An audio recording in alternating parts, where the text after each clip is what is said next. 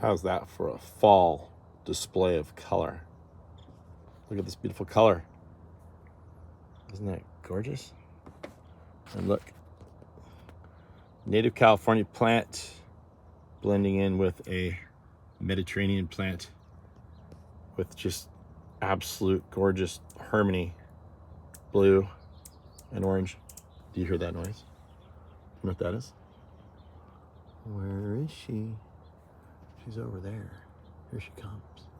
We're gonna have to wait. Oh, there she is. Oops, there she is. You know what they call this plant that we're looking at? Not the one Miss Hummingbird is sitting on now, but the one she absolutely adores. We call that the hummingbird plant. Who ever would have known? So what are we looking at? We are looking at Zauschneria. I love that name. Not a lot of things start with Z. You got to give people with Z, like the Zoes of the world, give them their due. There's not many of them. And sadly, this one has been usurped. It's probably the best word. Zauschneria is no longer. Zauschneria, now we're talking about, wait, there you are. Come on, give us a show. Give us a show. Oh, you just spit some out. Anyway, so Zauschneria no longer. It's epilobium, which is weird because epilobium has absolutely no resemblance. The fireweeds, which epilobium is, has no resemblance to this plant whatsoever. So all the botanists and a lot of even the experts and people like me who are stubborn, who like the old name better than the new name, call it Zauschneria. It just sounds cool. Zauschneria californica. Yeah, californica because it's primarily from California. So I'm here at my house in Lafayette. This is kind of my native garden, which has reverted a little bit to weeds, granted. There's still, there's some poppies popping up. It's mid-October right now, and there's no better plant out there than Zauschneria epilobium canum, or Zauschneria californica, whichever way you want to say it. But look at this big mound right here. Did I plant that? No. You know why? Because it just came naturally. Isn't that cool? So you see this one's really tall and highly profusely blooming. Plants, or the hummingbirds love it. Everybody loves it. And I'll show you some more though. This one just popped up on the edge of my garden here. And I have some others. Oh, here's one down here. It's slightly different. It's lower growing and the flowers aren't quite as brilliantly colored.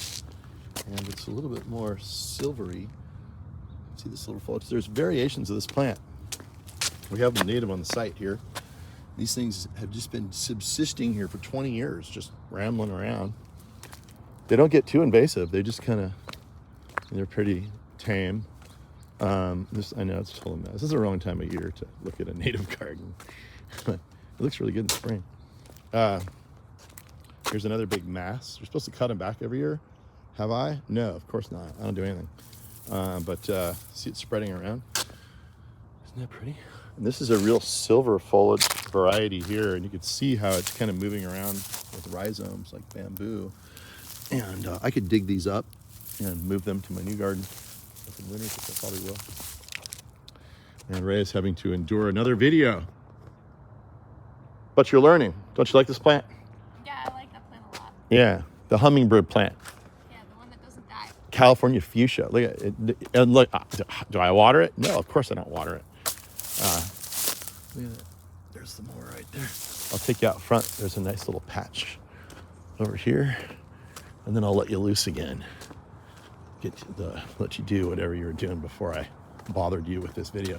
Okay, keep the party going, Gary. What should you talk about for the next 10 seconds until you get to where you need to go? I don't know. My daughter cleaned up the front yard pretty well. Here we go. More Zauschneria. Again, do I cut it back? No.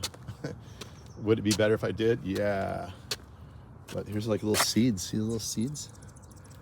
Look, more hummingbirds. I love it. Look, the first fall blooming poppy right there. They take the summer off and they pop back up for fall and show themselves off. Look how pretty this is. No water, No, nothing. I actually planted these. I actually bought these at a nursery, but I do have them native on the site. Look at this like manicured manzanita that my neighbor gardener does. But look, you just have these beautiful Zauschnerias popping out. And again, it is October. No water required. Full naturalizing. And I just love this plant.